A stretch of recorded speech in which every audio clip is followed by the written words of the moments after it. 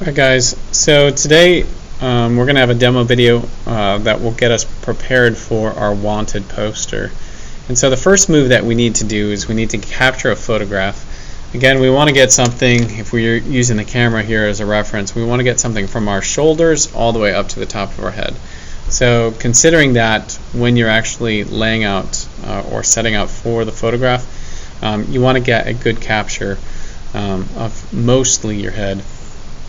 So think about it in this way too, that you want to get like probably your head filling up close to like 80% of the design space within your poster. Again, shoulders to top of head. So I used my dock camera here to actually capture this photo, so I'm going to go ahead and just get into it.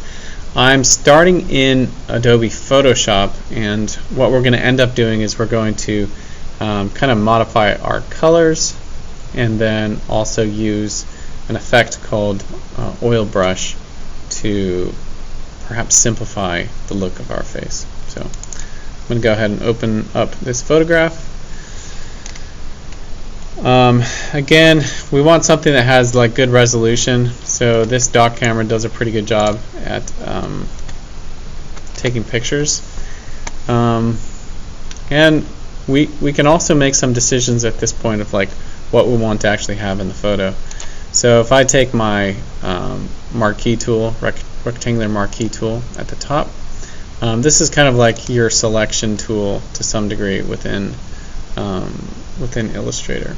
So by clicking and dragging over the selection that you want, we can get rid of a bunch of the information that's outside of this selection, so we just don't have an extra large photo or pixels that we don't need.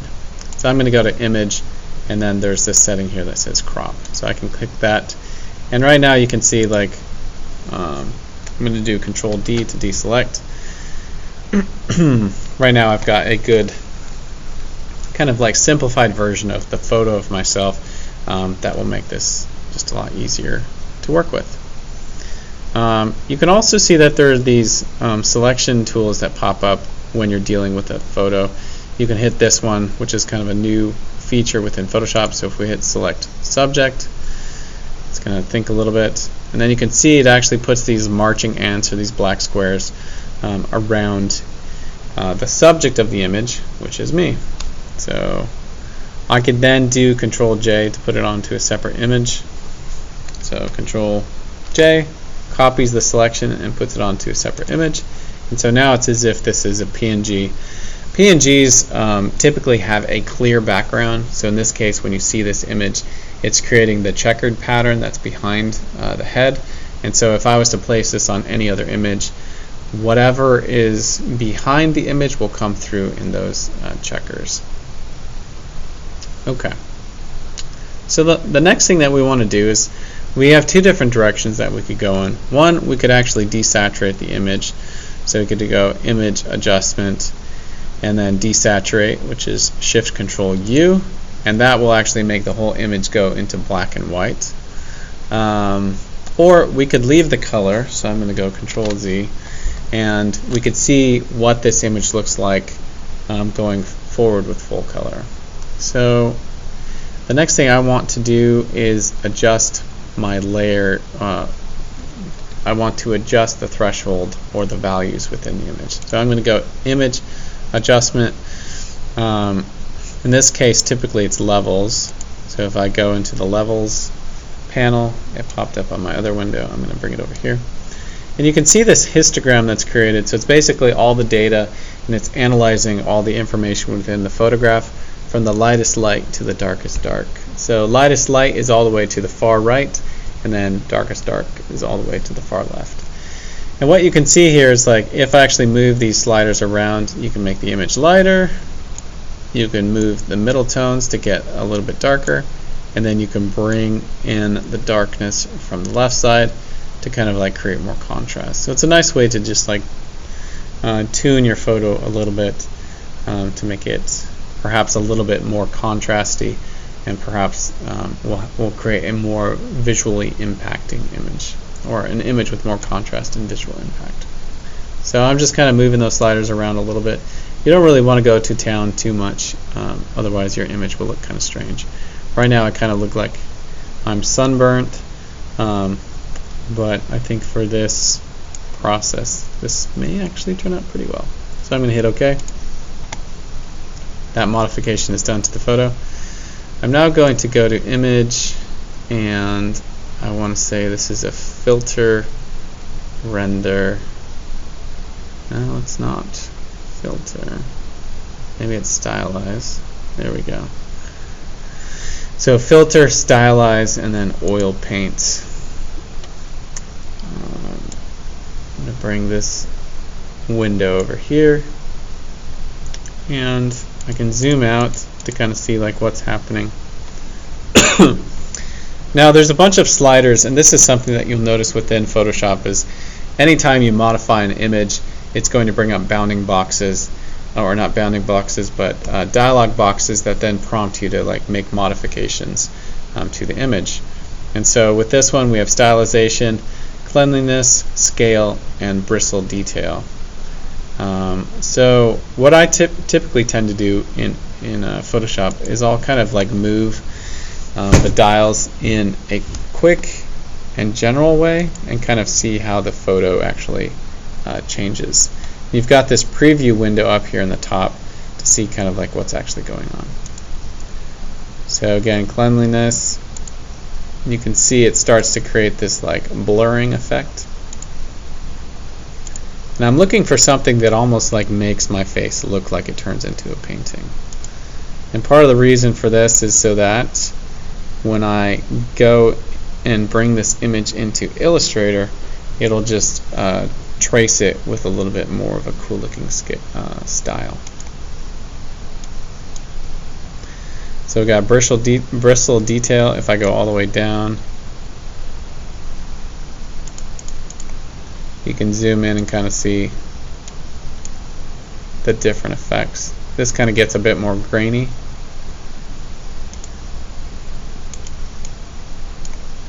If I drop the scale of the mark, it kind of blurs out. If I increase the scale, it kind of sharpens up.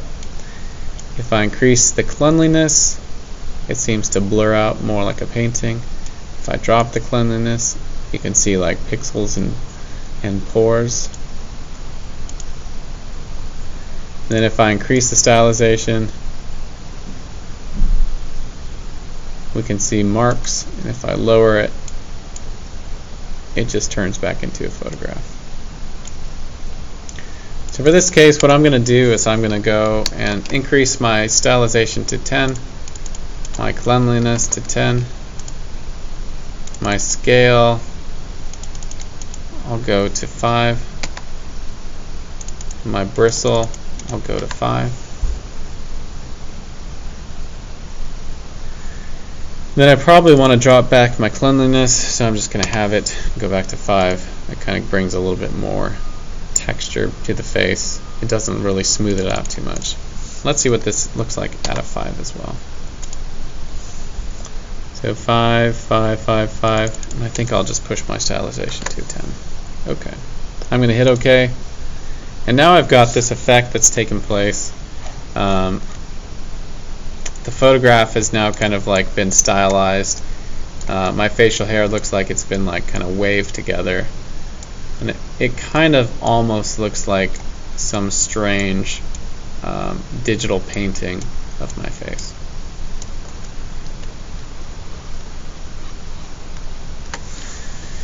Last thing I'm going to do now is I'm just going to go ahead and save this file out. So let's go File, Save As, and I'm going to call it Color 1, and I'm going to save it as a PSD, and I'll hit Save.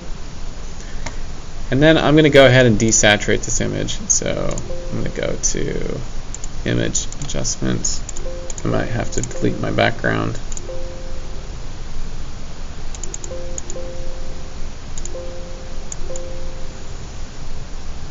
Looks like perhaps I've got something deselected.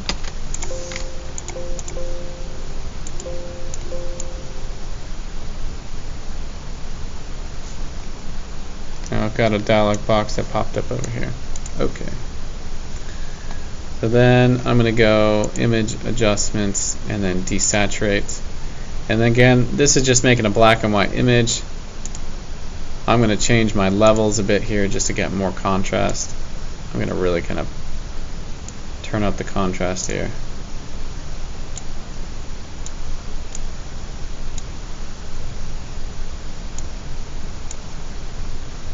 I don't want to lose my shirt to get too white, so I'm going to kind of leave the whites up high just so I can have those grays kind of fill in the shirt. And I'm going to hit OK. Now if I change the contrast too much and I lost all that information on the shirt, I'm not going to have anything that I could actually trace when I bring it into Illustrator.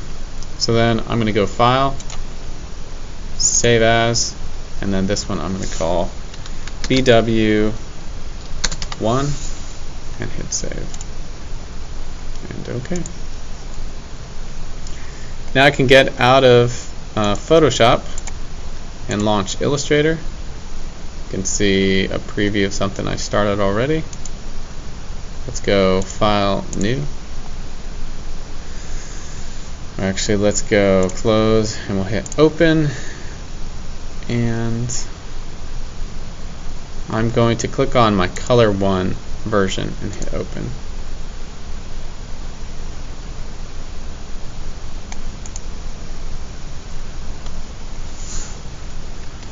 So again, the thing I want you to realize is, like, right now we are in Illustrator, so we've kind of transitioned from Photoshop to Illustrator. And just to show you that this is actually a PNG, if I put this object behind here and change the color, you can see that the background that I removed is no longer there. And so you can see the figure against a different color ground. Part of the reason we stylize this image is so that when we bring it into Illustrator and live trace it, it'll simplify it to some degree. So I'm going to go ahead and click and go to Image Trace, and I'll do 3 colors and hit OK.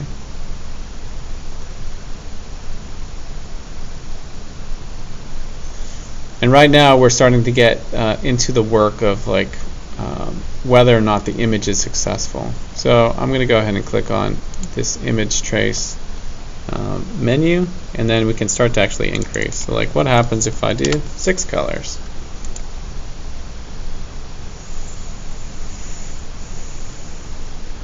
You can see a little bit more information coming out. How about 8 colors?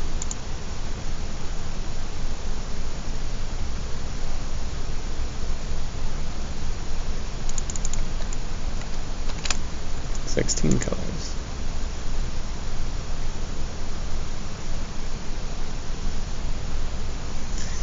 So once you get to 16 colors, you can actually see that there's a bit of detail that starts to come in. The kind of fun and interesting thing about this is, now that we've live traced this, once we hit expand, it takes this artwork and it actually applies it as vector art. And so you can see now all of these shapes have actually been applied with handles and anchor points. It's kind of like a mess of anchor points and handles. If you click on them, you can actually see, like, how the computer is basically drawing all those shapes. And the kind of fun thing that you can do now is you can actually modify these colors and shapes to make it look a little bit better. So what we're going to do now is we're going to go ahead and stop this demo at this point. And the main goal that I want for you guys to accomplish by the end of this is be able to take a picture of yourself, pose it, import it into Photoshop, modify the exposure by controlling your levels, stylizing it with the oil paint effect, and then bring it into Illustrator and try your hand at live tracing it. Eventually, once we live trace, we can then start to remove backgrounds and modify anchor points and like clean up the drawing so that it looks like a nice version of us. But I want to make sure that you can actually take the photo through the process and eventually get it into Illustrator into a form that you can actually modify. Alright, that ends this demo.